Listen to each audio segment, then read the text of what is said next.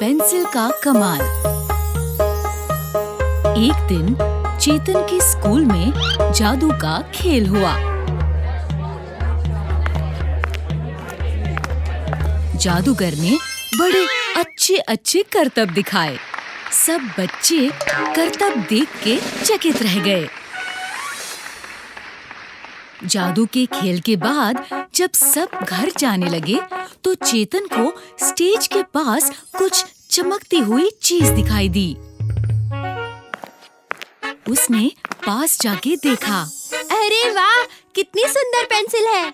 चेतन ने वो पेंसिल उठा ली और वो भी अपने घर चला गया। अगले दिन रविवार था। चेतन की माँ ने उसे होमवर्क करने के लिए कहा। चेतन बेटा, स्कूल का बहुत होमवर्क है। टीवी बाद में देखना, पहले होमवर्क कर लो। माँ, थोड़ी देर और बस। बिल्कुल नहीं, पहले होमवर्क। चेतन अनमने ढंग से उठा और अपनी बुक्स निकाल के होमवर्क करने बैठ गया। उसने अपने कंपास में से वही चमकीली पेंसिल निकाली। चलो आज इसी से होमवर्क करता हूँ। जैसे ही लिखने के लिए उसने पेंसिल को पेपर पे लगाया, पेंसिल गोल गोल घूमने लगी और उसके हाथ से छूट गई। फिर अपने आप पेंसिल पेपर पे चलने लगी। चेतन हक्का बक्का रह गया। अरे ये क्या? कुछ ही सेकंड्स में उस पेंसिल ने उसका सारा होमवर्क कर दिया। चेतन ने सारे आंसर्स मैच किए, सब सही थे। इस पेंसिल ने तो सारे आंसर सही लिखे हैं और हैंडराइटिंग भी बिल्कुल मेरे जैसी। तभी पेंसिल ने पेपर पर फिर से कुछ लिखा। ओह, तो ये जादुई पेंसिल है। अब तो बड़ा मजा आएगा। चेतन ने फटाफट उस पेंसिल की मदद से सारा होमवर्क खत्म कर दिया। माँ, मेरा होमवर्क हो गया। मैं टीवी देख रहा हूँ। इतनी जल्दी? हाँ माँ, आप चेक कर लो। माँ ने चेक किया। होमवर्क पूरा था। वो भी सोचती रह गई लेकिन कुछ नहीं बोल पाई। चेतन मन ही मन खुश हो रहा था। अरे वाह, इतनी जल्दी कर लिया। Very good. चेतन स्कूल में भी जादुई पेंसिल की मदद से सबसे पहले टीचर को सब सही सही लिख के दिखाने लगा। Right meaning of these words. Chetan ने मैजिकल पेंसिल की मदद से सबसे पहले उत्तर लिख लिए, लेकिन उसकी एक दोस्त वानी ये देख लेती है। मैंने लिख लिया टीचर जी। टीचर बहुत खुश हो गई। वेरी गुड चेतन। स्कूल के बाद वानी चेतन के पास आई और जादुई पेंसिल के बारे में बात करने लगी। चेतन, वो पेंसिल जादूगर अंकल की है। सबके जाने के बाद वो उसे ढूंढ रहे थे। तुझे वो पेंसिल लौटा देनी चाहिए। अरे ऐसे कैसे लौटा दूं? ये तो मेरे बड़े काम की है। चेतन ने वानी की एक नहीं सुनी। चेतन उस पेंसिल से रोज सारा होमवर्क और स्कूल वर्क करवाने लगा। स्कूल में चेतन की बहुत तारीफ होने लगी। चेतन बहुत अच्छी पढ़ाई करने लगा है। सब कुछ सही और फटाफट लिखता है। चेतन अपनी पेंसिल के साथ बहुत खुश था। धीरे धीरे स्कूल में परीक्षा का टाइम आ गया। परीक्षा से एक दिन पहले जब चेतन सो गया तो उसकी माँ उसका बैग जमाने लगी। अरे ये तो सो गया। कल परीक्षा है। इसके पास पेंसिल और रबर है कि नहीं? माँ ने देखा कि चेतन के कंपास में सिर्फ वही एक चमकीली पेंसिल है और वो भी बहुत छोटी हो चुकी है। अरे परीक्षा में इतनी सी पेंसिल से कैसे लिखेगा? राइटिंग भी अच्छी नहीं आएगी। मैं इसे नई पेंसिल दे देती हूँ। और माँ ने उस जादुई पेंसिल को खराब पेंसिलों के डिब्बे में रख दिया और एक नई पेंसिल चेतन के कंपास में रख दी। अगले दिन सुबह सुबह चेतन नाश्ता करके परीक्षा के लिए जाने लगा। माँ, मेरा कंपास। ये लो, और परीक्षा में सब कुछ अच्छे से और ध्यान से करके आना। हाँ माँ, चिंता मत करो, मुझे सब आता है। स्कूल में जैसे ही प्रश्न पत्र आया, चेतन ने बिना पढ़े ही उत्तर पुस्तिका निकाली और कंपास खोला। कंपास खोलते ही उसके होश उड़ गए। जादुई पेंसिल की जगह नई पेंसिल थी। ये कैसे हो गया? मेरी पेंसिल कहाँ गई? अब क्या करूँ? चेतन के तो पैरों तले जमीन खिसक गई थी। उसे समझ में नहीं आ रहा था कि क्या करे। उसे एक भी प्रश्न का उत्तर नहीं आता था क्योंकि उसने पढ़ाई तो करना लगभग छोड़ ही दिया था। अब उसे अपनी गलती का पछतावा होने लगा और वो रोने लगा।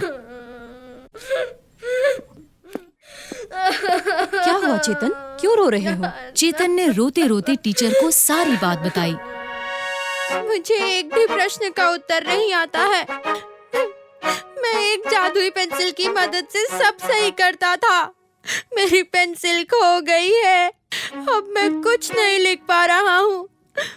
टीचर बहुत नाराज हुई। ये तो तुमने बहुत गलत किया। मुझे तुम्हारी माँ और प्रिंसिपल के साथ बात करनी पड़ेगी। चेतन की माँ को बुलवाया गया और प्रिंसिपल के साथ उनकी बातचीत हुई। चेतन ने सबसे माफी मांगी। मुझे माफ कर दीजिए, मैं आगे से कभी ऐसी गलती नहीं करूँगा। ठीक है, हम तुम्हें एक मौका देते हैं। तुम ये वाला पेपर फिर से दे सकते हो, लेकिन सारे एग्जाम्स होने के बाद। Thank you sir. उस दिन चेतन को एक बात समझ में आई कि कभी भी किसी चीज का गलत फायदा नहीं उठाना चाहिए, वरना हम किसी बहुत बड़े नुकसान में पड़ सकते हैं। उसके बाद चेतन ने वो जादुई पेंसिल जादूगर को लौटा दी और फिर कभी किसी की चीज चोरी छुपे अपने पास नहीं रखने की कसम खाई। धन्यवाद, मैं कब से इसे ढूंढ रहा था। मुझे माफ कर दीजिए, अब मैं कभी किसी की चीज बिना पूछे अपने पास नहीं रखूंगा। पापा की सीख। आज है मंडे, मतलब सप्ताह का सबसे मुश्किल दिन। फ्राइडे को घर आना जितना इजी लगता है, संडे के बाद मंडे को स्कूल जाना उतना ही मुश्किल। और अंजलि को तो आज ये और भी मुश्किल लग रहा था। ये अंजलि है और ये कहानी अंजलि के ही बारे में है। आज स्कूल में क्या मस्ती करने वाली हो अंजलि बेटा? बोलो बोलो, मेरी गुड़िया इतनी उदास क्यों है? मैं मीनू की वजह से इतनी उदास हूँ पापा। उदास होने की कोई जरूरत नहीं, उससे दूर रहो। याद रखो, हमेशा उन्हीं लोगों के साथ रहो जो तुम्हें पसंद करते हैं और जिनके साथ खेलना तुम्हें अच्छा लगता है। मीनू को तुम्हें परेशान करने का कोई मौका ही मत दो। पापा की बातें मानो अंजलि पर बैटरी की तरह काम करती थी। उधर बैटरी डाली और इधर अंजलि बड़ी से बड़ी जंग लड़ने के लिए भी तैयार। आखिर स्कूल जाना भी तो अंजलि के लिए किसी जंग से कम नहीं था। अंजलि द वॉरियर को मीनू का सामना जो करना था। आउच! मेढक जैसी आंखों वाली लड़की, आज टिफिन में क्या लाई हो? मुझे परेशान मत करो, जाओ यहाँ से। स्कूल में जितना डर अंजलि को मीनू से लगता था, उतना ही अच्छा उसे अपने 3 दोस्तों से मिलकर लगता था। राजू, छुटकी और वरुण हमेशा अंजलि के साथ रहते थे, उसकी मदद करते थे। मीनू का अंजलि को इस तरह परेशान करना उसके दोस्तों को बिल्कुल अच्छा नहीं लगता था। जब जब मीनू अंजलि को तंग करती, वरुण अंजलि को उसे सबक सिखाने को कहता। वरुण को अंजलि का यूं चुप रहना बिल्कुल अच्छा नहीं लगता था। तुम्हें भी उसे धक्का देना चाहिए था अंजलि। तुम हमेशा चुप क्यों रह जाती हो? पापा कहते हैं मीनू पर ध्यान मत दो। आज टीचर से उसकी शिकायत करके रहेंगे। नहीं, चलो ना, चलते हैं। अंजलि के स्कूल जाने के 2 ही कारण होते थे। पहला कारण था अपने तीनों बेस्ट फ्रेंड्स से मिलना, उनके साथ थोड़ी सी पढ़ाई और ढेर सारी मस्ती करना। और दूसरा कारण मम्मी का दिया हुआ टेस्टी लंच तीनों दोस्तों के साथ शेयर करना। सीमा टीचर की क्राफ्ट और म्यूजिक क्लास के बाद सबको बहुत जोरों से भूख लगती और जब लंच होता तो चारों दोस्त मिलकर लंच के लिए दौड़ते।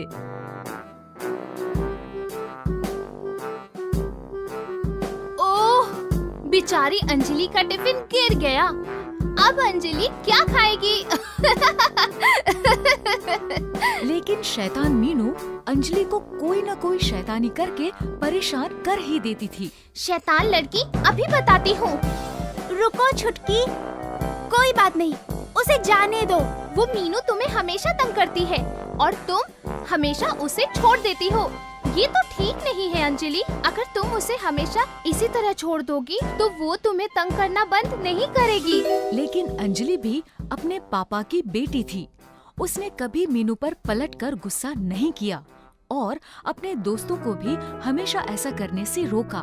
पापा कहते हैं कि हम जितना मीनू की बातों पर ध्यान देंगे वो हमें उतना ही चिढ़ाएगी। और उसे मारकर या जवाब देकर हम उसके जैसे ही बन जाएंगे। हमें उस जैसा नहीं बनना छुटकी। चलो, क्लास का टाइम होने वाला है। ठीक है, तुम मेरे टिफिन में से खा लो। मीनू अंजलि को रोज परेशान करती थी और अंजलि को इस तरह सहते रहना बिल्कुल अच्छा नहीं लगता था। एक दिन अंजलि ने सोचा कि क्या पापा की बात मानकर वो सही कर रही है। इतने में सीमा टीचर की क्लास शुरू हुई। शायद उस दिन स्कूल जाने की सबसे अच्छी बात सीमा टीचर की वो क्लास ही थी जिसने अंजलि के लिए सब कुछ बदल दिया। बच्चों, कल की क्लास में हम सब कुछ खास सीखेंगे। उसके लिए आप सभी को कल अपने अपने खिलौने लाने होंगे। हाँ, अगर कोई चाहे तो क्लास में छोटे पौधे भी ला सकता है। ऐसा करके हम सब एक दूसरे को और भी अच्छे से जान पाएंगे।